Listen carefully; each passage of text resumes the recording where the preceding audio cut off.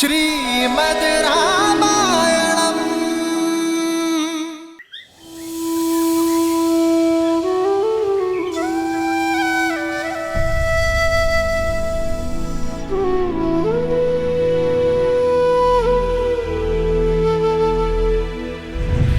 तुम भी अपनी आंखों के तारे से दूर हो जाओगे, अपने धर्म रक्षक पुत्र के वियोग में तरस तरस कर मरोगे तुम।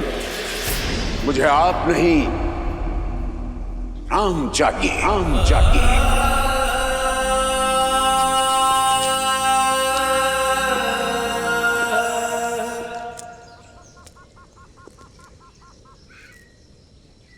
राम,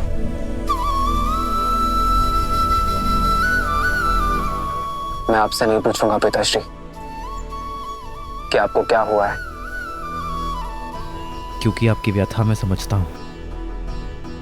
ये जान के प्रसन्नता हुई कि तुम मेरी व्यथा समझते हो।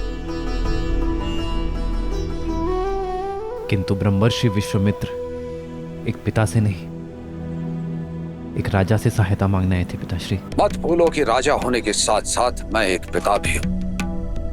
क्या राजा होने का यह अर्थ है कि मनुष्य अपने पिता होने की भावना को मिटाते? क्या एक मनुष्य होना मेरा अपराध है?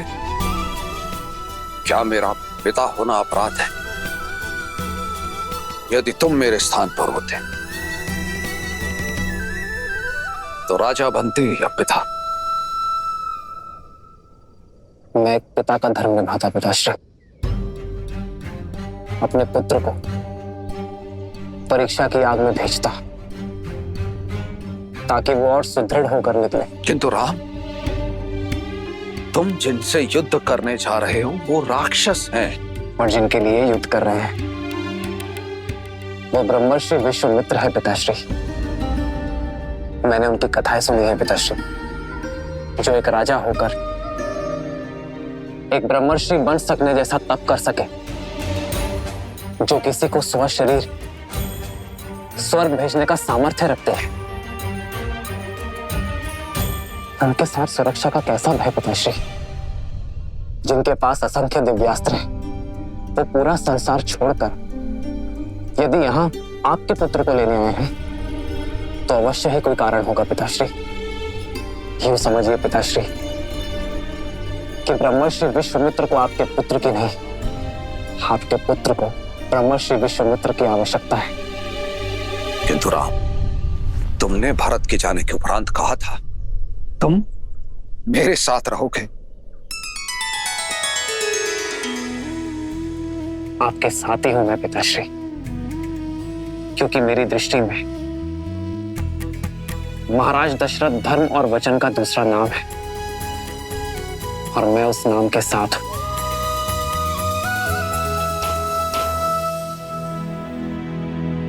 आप एक पुत्र क्यों चाहते थे पिताश्री? ताकि अयोध्या को उसका उत्तराधिकारी दे सकूं, अपने पूर्वजों को तर्पण अर्पित करने वाला दे सकूं। तो यदि आज आपने मुझे ब्रह्मर्षि विश्वामित्र के साथ जाने से रोका, रघुकुल का वचन तोड़ा, तो क्या मैं अयोध्या का राज्य संभालने योग्य कहलाऊंगा पिताश्री? अपने पूर्वजों का मान घटाने के बाद, संसार में उनकी श्रद्धा घटने के बाद,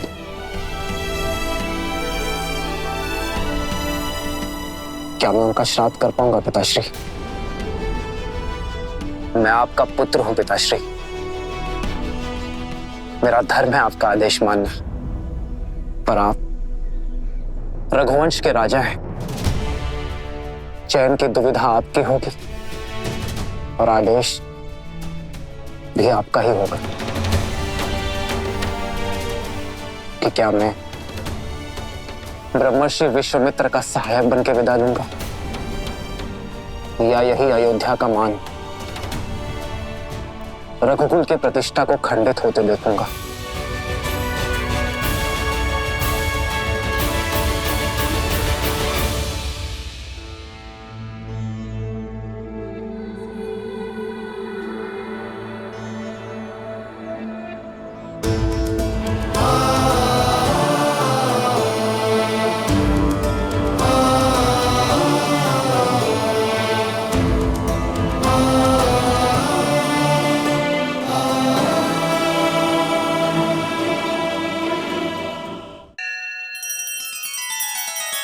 श्री रामचंद्र कृपालु भजुमन हरण भव भय दारुणम नव कंज लोचन कंज मुख कर कंज पद कंजारुणम। सिया राम सिया राम सिया राम सिया राम। आदर्श और मर्यादा की है ये कथा महापावनम काट मद श्री से मिला दे श्रीमद रामायणम श्रीमद रामायणम। सिया राम सिया राम सिया राम सिया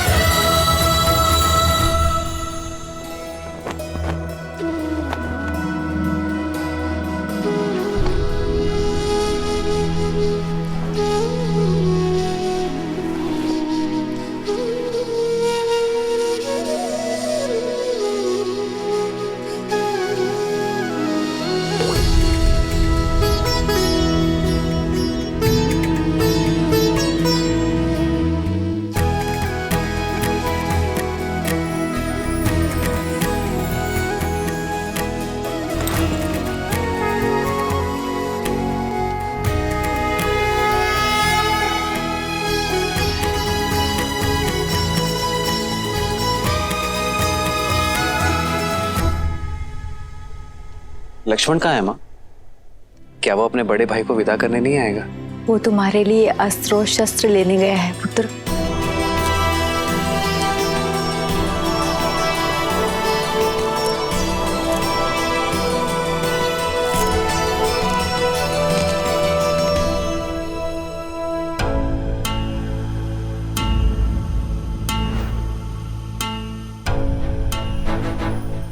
ये क्या है लक्ष्मण? ये दो धनुष? अब दो योद्धा एक धनुष से कैसे लड़ेंगे भैया? दो? केवल मैं जा रहा हूं लक्ष्मण। क्यों भैया? आप पिताश्री के वचन का मान रखें और मैं अपनी माता सुमित्रा के उस वचन को भंग कर दूं कि मैं सदा आपकी परछाई बनकर रहूंगा।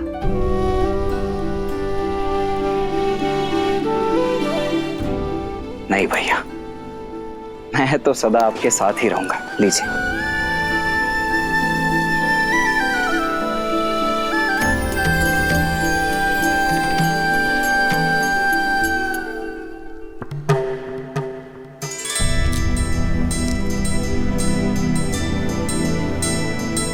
क्षमा करें गुरुदेव, मुझे ज्ञात है कि आपने पिताश्री से केवल भैया राम को ही मांगा है, किंतु मैं सबको बता दूं कि मेरे भैया राम और मैं, उनका अनुज लक्ष्मण एक दूसरे से भिन्न नहीं है। वो देह हैं तो मैं उनकी आत्मा हूं।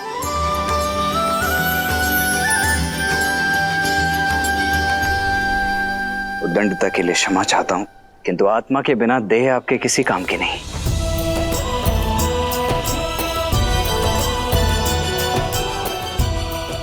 आशा है आप और पिताश्री मुझे भैया राम के साथ जाने की अनुमति अवश्य प्रदान करेंगे।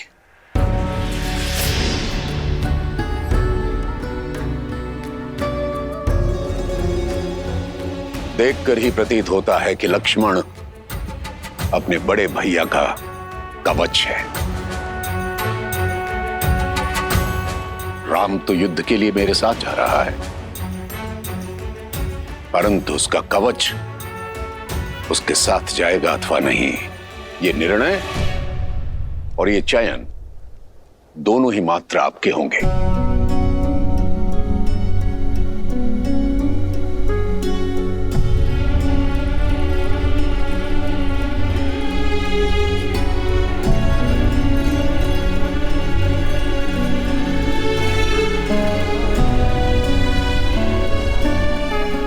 ऋषि,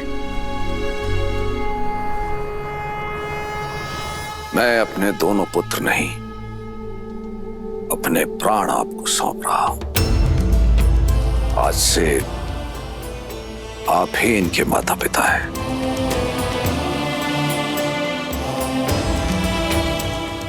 महाराज, आप अपने नेत्र मुझे दे रहे हैं। ये नेत्र अब जो मार्ग प्रशस्त करेंगे वो मात्र इनके लिए नहीं, अपितु सारे संसार का दृष्टिकोण बदल देगा।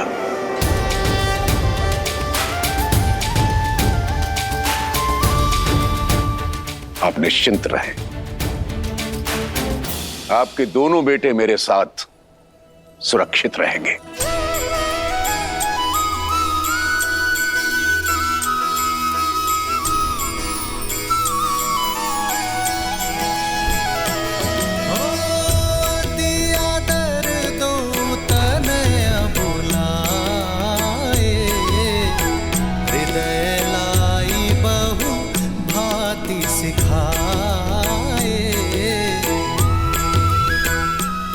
पिताश्री का ध्यान रखना मां।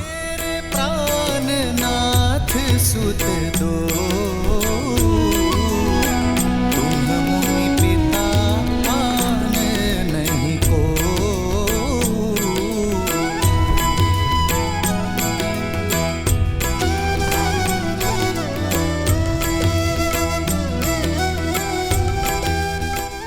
मैं लक्ष्मण का ध्यान रखूंगा सुमित्रा मां। जहां राम साथ हो वहां मुझे लक्ष्मण की चिंता क्यों रहेगी पुत्र? रघुकुल का मान बढ़ाना।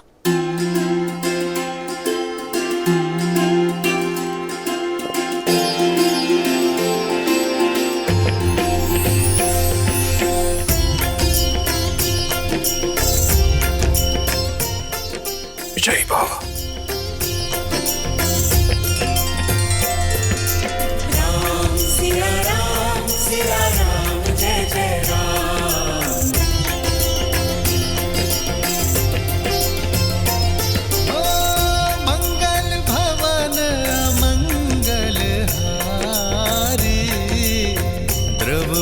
दशरथ अजर बिहार। अपना ध्यान रखना पिताश्री।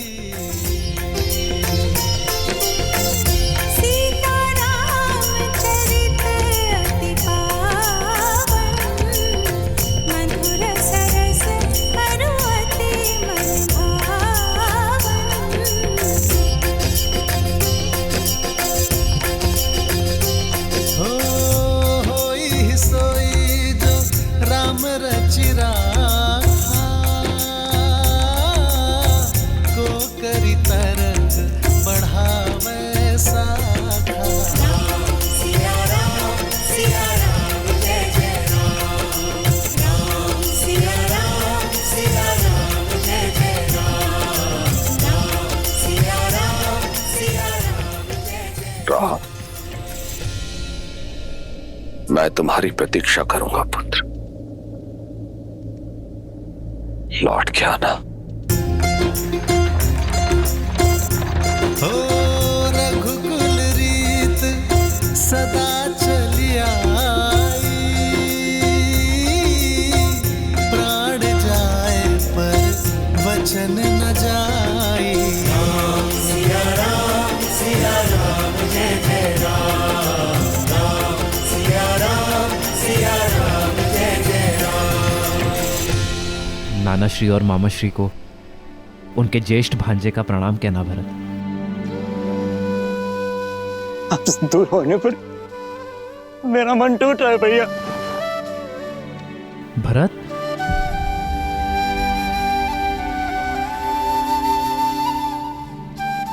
शांत हो जाओ भरत।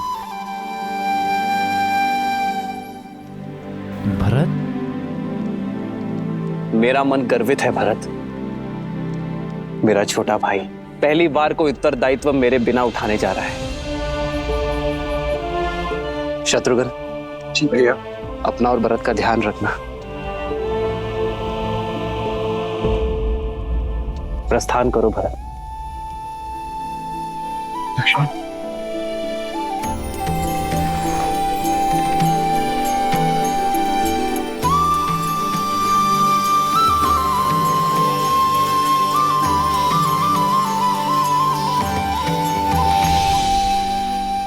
प्रस्थान करो।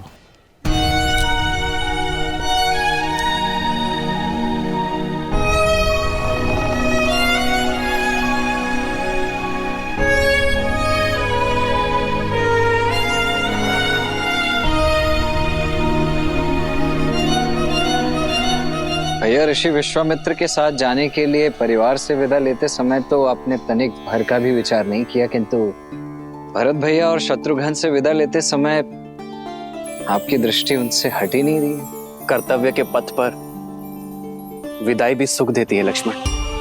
अपने छोटे भाई को बड़ा होते देखने का आनंद तुम्हें भी लेना चाहिए। प्रसन्न हो जाओ, आज पहली बार तुम मेरे साथ चल रहे हो बिना भरत के।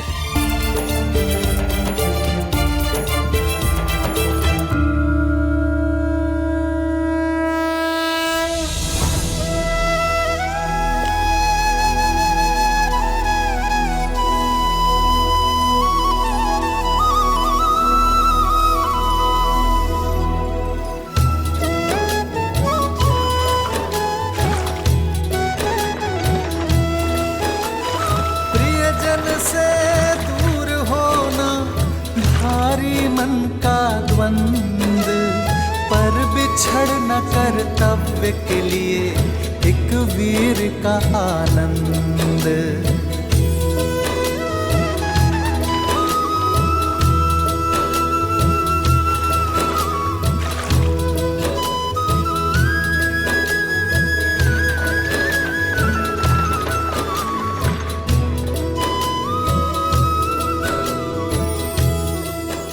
जीवन अचानक ऐसे मोड़ पर क्यों ले आता?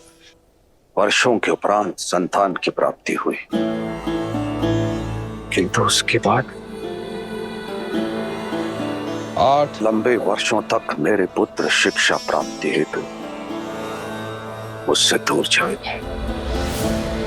लौट के आए,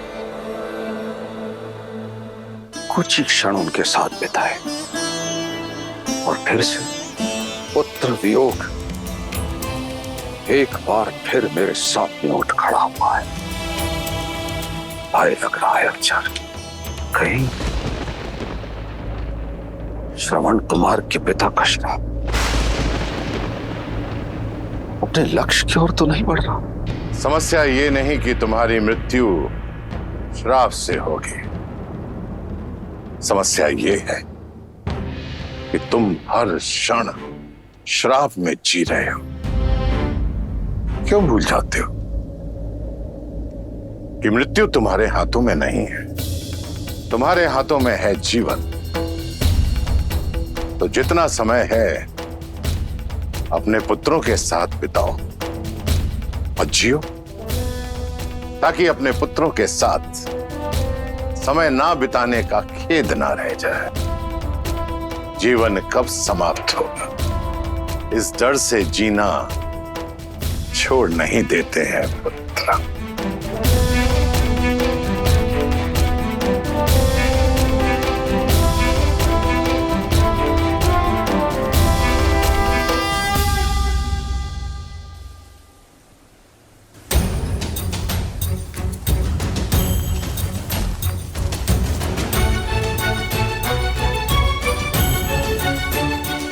भैया, भैया सुनिए ना, आपको ज्ञात है क्या हम जा कहाँ रहे हैं? तुम स्वयं पूछ लो उनसे। मैं नहीं, ठीक है। थक गए क्या दशरथ नंदन?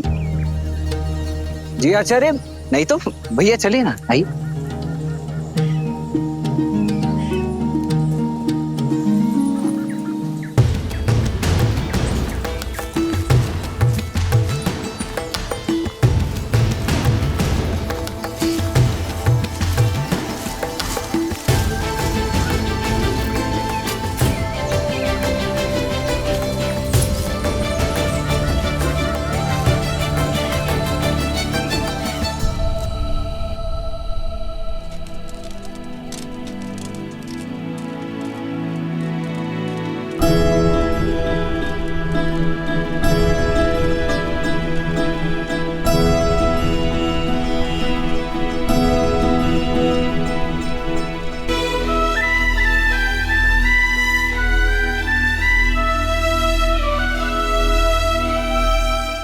भैया, पूरे दिन भर तो हम चलते रहते हैं और रात्रि को पहरा देने के लिए जागते रहते हैं। ना भोजन है ना जल है। ये गुरुदेव हमसे चाहते क्या है? कोई कारण अवश्य होगा लक्ष्मण। यदि कार्य सरल होता तो गुरुवर इतनी दूर चलकर अयोध्या नहीं आते।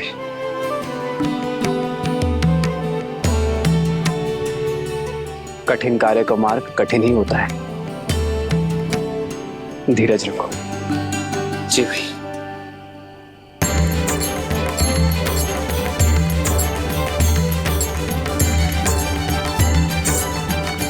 गुरुदेव, जलाशय।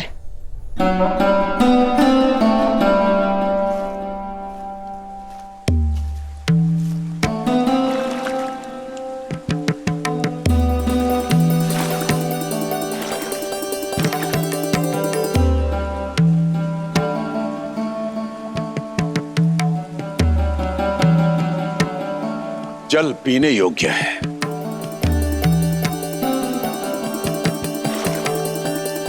पी नहीं सकते।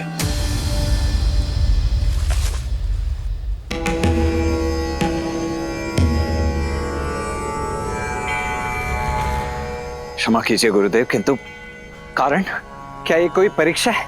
परीक्षा और परिस्थिति बताकर नहीं आते लक्ष्मण।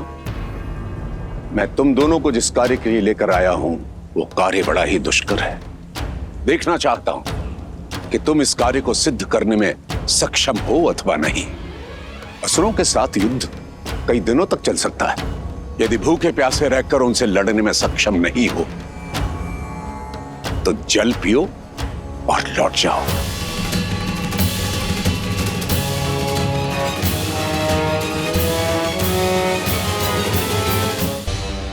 वे असुर हैं।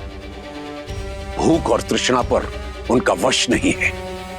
उनके शरीर को भूख लगती है तो वो चोरी करते हैं, छीनते हैं, लूटते हैं और अपने मन की भूख और तृष्णा को वे अपराध करके शांत करते हैं।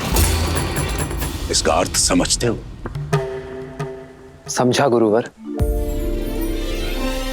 यदि हम भी उनके जैसे ही दोषी हैं, तो हम उन पर विजय नहीं पा सकते। इसलिए हमें अपनी भूख और तृष्णा पर वश पाना होगा, यही ना? हम सज्ज है आचार्य। मेरा लक्ष्मण बहुत बली है, बहुत सहनशील है। आपका भाव नहीं समझ पाया, इसलिए दुष्टता कर बैठा। इसे क्षमा करें गुरुवर। जी गुरुदेव, मैं आपको आश्वासन देता हूं कि मैं भूख और प्यास दोनों सहन करने के लिए सज्ज हूं। शरीर की भूख को शारीरिक बल और परिश्रम से शांत किया जा सकता है लक्ष्मण, परंतु मन की तृष्णा को मिटाने के लिए मन में करुणा जागृत करनी होती है। अपनी इंद्रियों को वश में रखना पड़ता है। कर पाओगे?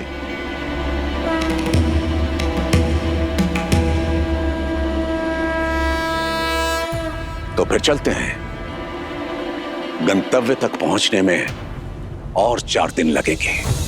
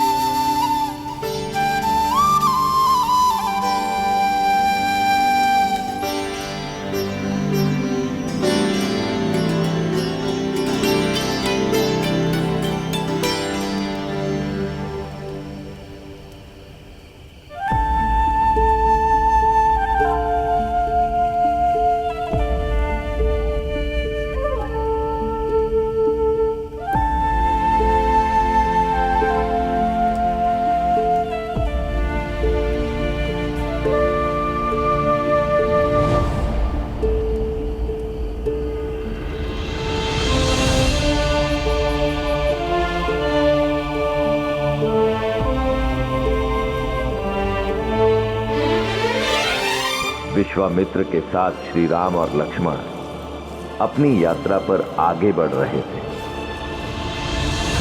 और मिथिला में समय सीता के स्वयंवर की ओर बढ़ रहा था।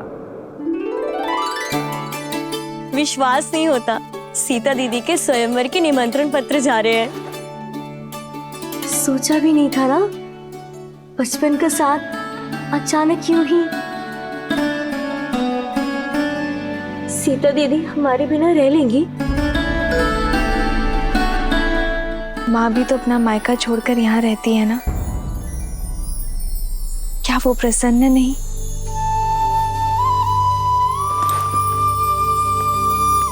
सीता दीदी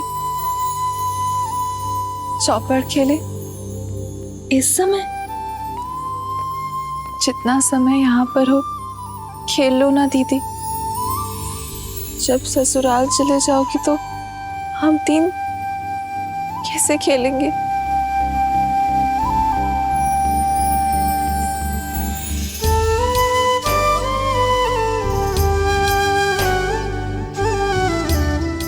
अरे चलो चौपड़ खेलते, चलो। तुम इतना क्यों हंस रही हो? क्योंकि सीता दीदी कहीं नहीं जाने वाली। अब ज्येष्ठ पिताश्री ने नियम ही कुछ ऐसे रखे हैं। जिस शिव धनुष को सैकड़ों लोग मिलके केवल हिला पाते हैं, उसे कौन तो उठाएगा और कौन प्रत्यंचा चढ़ाएगा? तर्क तो उचित है, पर फिर सीता दीदी ने कैसे उठा लिया था? हाँ दीदी बताओ ना, जब आपने शिव धनुष उठाया था तो क्या था आपके मन में? नहीं जानती, बस इतना स्मरण है कि मेरे मन में ना तो कोई भय था और ना कोई भार। केवल महादेव से प्रार्थना थी कि हमारी गेंद वापस लौटा दे। और महादेव तो भोलेनाथ है ना, यदि मन में आभार हो तो महादेव दुलार देंगे ही। हाँ, और वो वर भी देंगे जो उनका धनुष उठा के आपको ब्याह ले जाएगा।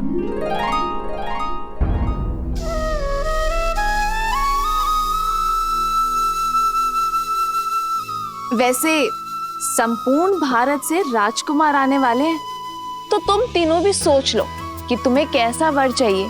क्या पता मेरे साथ साथ तुम्हारी खोज की भी अंत हो जाए। कितना अच्छा होगा ना यदि ऐसा हो तो। जैसे हम चारों बहनें आज जीवन यहाँ रही हैं, वैसे ही हम चारों का विवाह एक साथ हो, एक ही घर में। हाँ, तब तो हम प्रतिदिन चौपड़ खेलेंगे।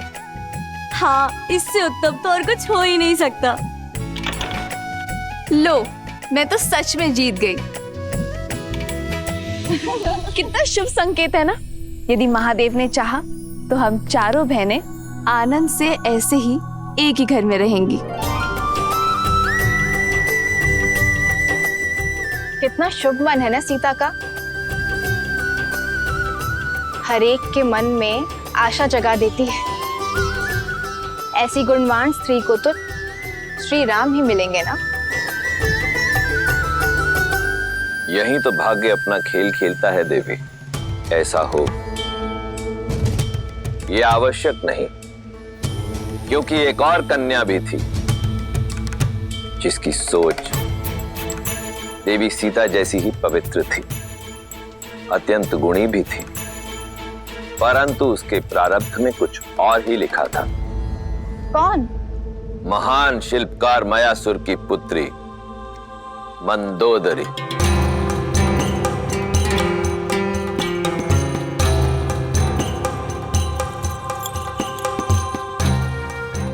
मयासुर ने अनेकों दिव्यास्त्रों का निर्माण किया था और फिर उन्होंने एक अत्यंत शक्तिशाली भाला बनाया।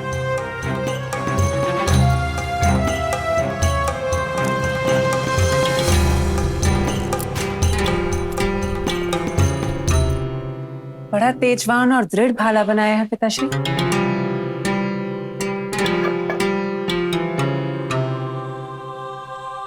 किसी विशेष के लिए बनाया है? हाँ पुत्री, ये संसार का सबसे शक्तिशाली भाला है, जिसका प्रहार इंद्र के वज्र को भी काट सकता है। और जानती हो किसके लिए बना है ये?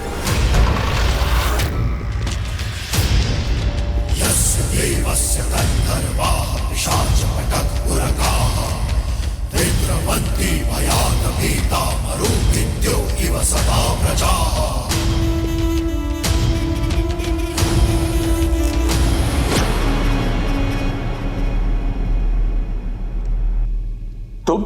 मैं लंकेश दशानन रावण। मायासुर, सुना है कि तुम्हारे पास कुछ ऐसा है जो केवल मेरे योग्य है, तो लेने चलाया अद्भुत अस्त्र। ये अस्त्र मैं तुम्हें नहीं दे सकता दशानन। दशानन ये भाला लेने नहीं आए हैं पिताजी।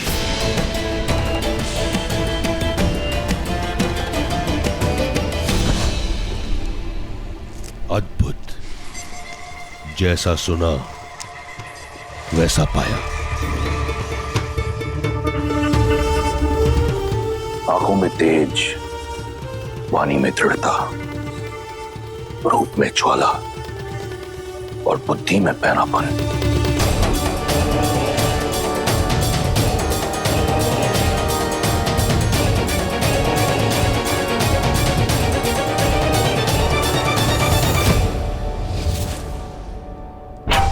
तुम ही मुझे वो पुत्र दे सकती हो जो मेरा अधूरा स्वप्न पूरा करेगा, इंद्रासन पाने का।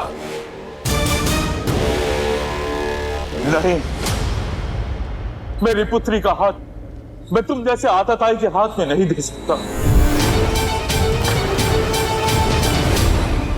वीर भोग्य वसुंधरा मायासुर,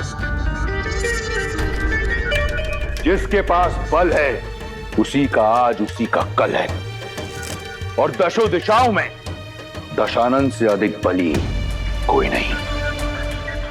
एक वृक्ष शिल्पकार के कंठ पर भाला रखकर धमकाना, ये कहां का बल है दशानन?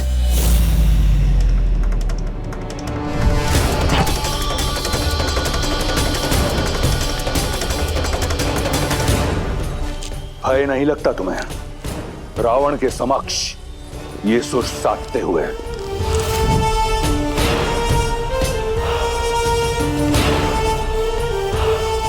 कदाचित तुमने मेरे बारे में सुना नहीं। सुना है ना कि आप दूसरों से उनकी संपत्ति छीन लेते हैं, विवशों से प्राण और स्त्रियों से उनका सम्मान छीन लेते हैं। सब सुना है मैंने। सावधान मंदोदरी, स्त्री की लाज भंग करने का पाप आप कई बार कर चुके हैं।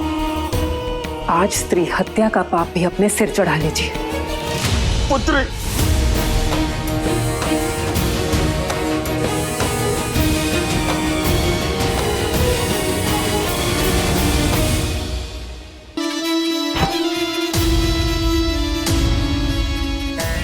प्राण नहीं लूंगा तुम्हारे। सुंदर स्त्रियों के प्राण नहीं लेते, उनके लिए प्राण न्यौछावर किए जाते हैं। मायासुर, तुम्हारी पुत्री मेरी हुई, और ये भाला मैं भेंट स्वरूप स्वीकार करता हूं। शस्त्र छीना जा सकता है दशानन, पर साथ मांगा जाता है। समान नहीं हूं मैं, सम्मान से एक सज्जन बनकर मेरे पिताश्री से मेरा हाथ मांगिए।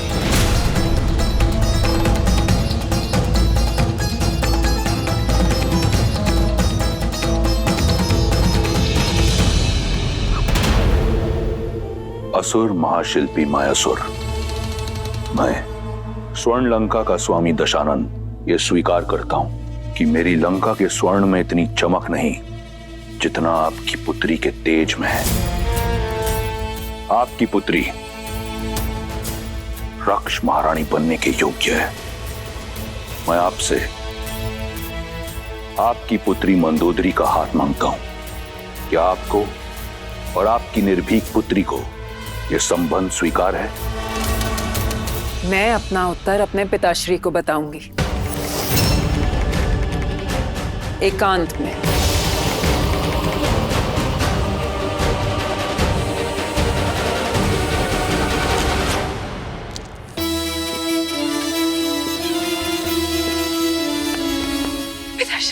पिताश्री उठे, उठे पिताश्री। पुत्री, तुम ऐसा नहीं कर दशानन सकती। है वो पिताश्री, वो चाहे तो सब कुछ नष्ट कर कर हमें बलपूर्वक यहाँ से ले जा सकते हैं। इससे अच्छा होगा कि हम सम्मान के साथ जाएं। अपने पिता की रक्षा के लिए तुम अपने जीवन का मार्ग एक पापी के साथ चुनोगी? कैसी आपदा है? नहीं पिताश्री, ये आपदा नहीं, अवसर है। किसी को कीचड़ से निकालने के लिए उसका हाथ थामना पड़ता है। असुरों का सुर साधने के लिए ये त्याग मुझे करना होगा। रावण को मार्ग पर लाना असंभव है। जानती हूं, मैं वर्तमान तो बदल नहीं सकती पिताश्री, पर भविष्य तो संवार सकती हूँ। दशानन की संतान को, असुरों की आने वाली पीढ़ी को मार्ग तो दिखा सकती हूँ। असुरों की आने वाली पीढ़ी धर्म पर चले, इतना प्रयास कर सकती हूँ पिताश्री। मुझे आज्ञा दीजिए पिताश्री।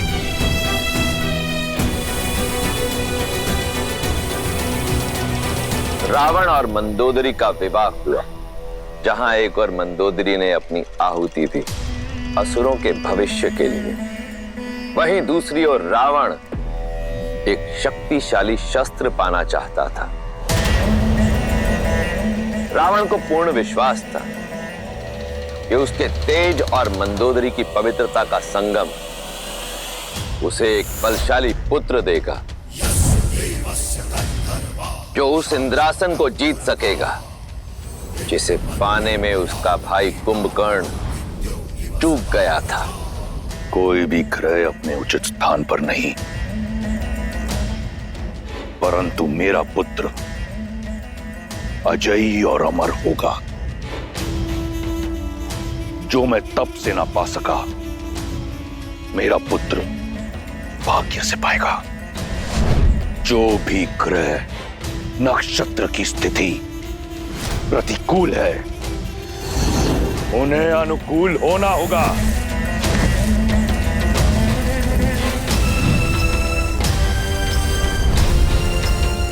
यही है लंकेश का आदेश। सूर्यदेव पहला घर, चंद्रदेव दूसरा घर,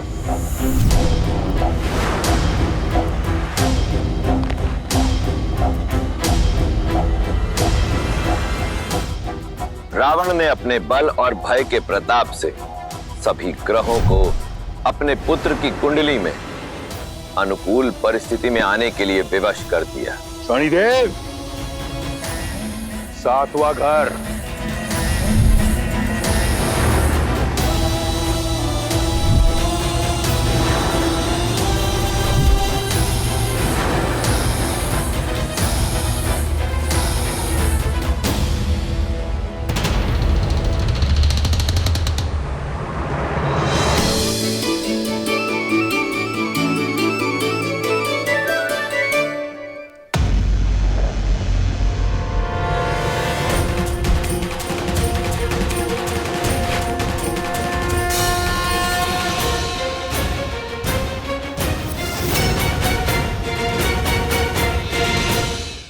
शनि, मेरी आज्ञा का उल्लंघन करके 8वें घर में चले गए तुम।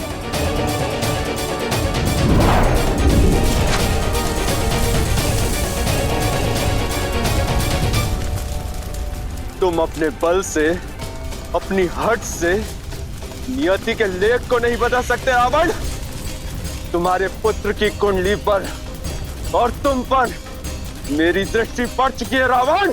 मूर्ख, कदाचित अपनी कुंडली जांच कर नहीं आए तुम आज।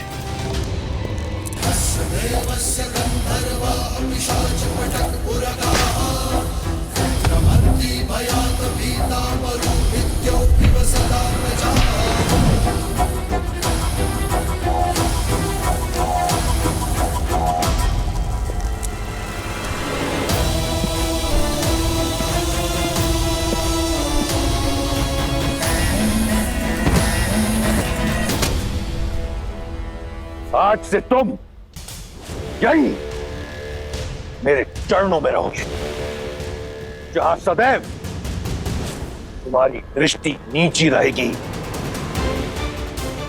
ताकि दृष्टि उठाकर ना तुम लंका देख सको और ना लंकापति का पुत्र।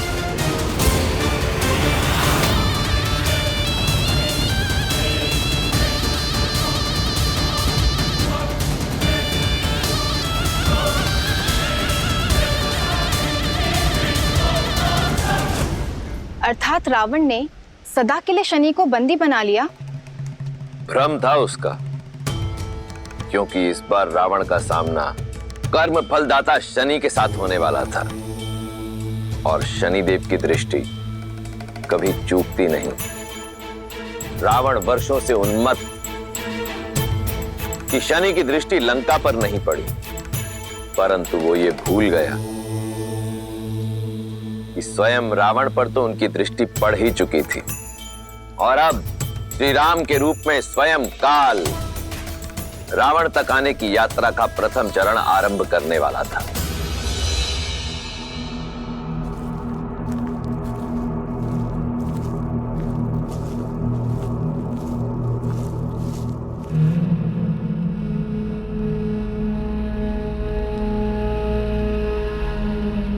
बड़ा ही भयावह वन है ये। यहाँ का वातावरण ही बता रहा है कि अवश्य ही राक्षसों का गढ़ होगा ये। राक्षसों का नहीं लक्ष्मण, राक्षसी का।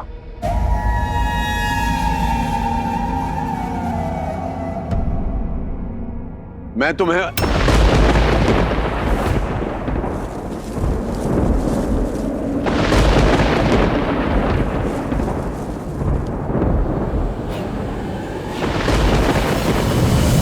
भैया, कौन आया है मेरे वन में? कौन? कोई ब्राह्मण तो नहीं?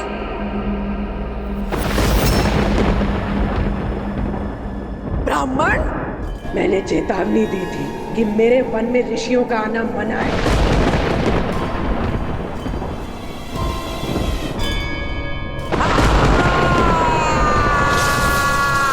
अब तुम सब अपनी मृत्यु के लिए सज्ज हो।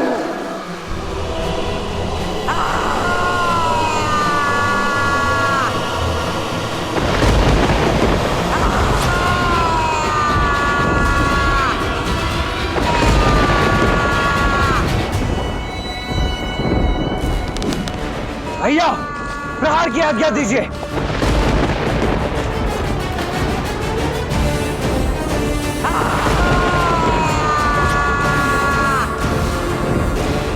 आज्ञा दीजिए भैया।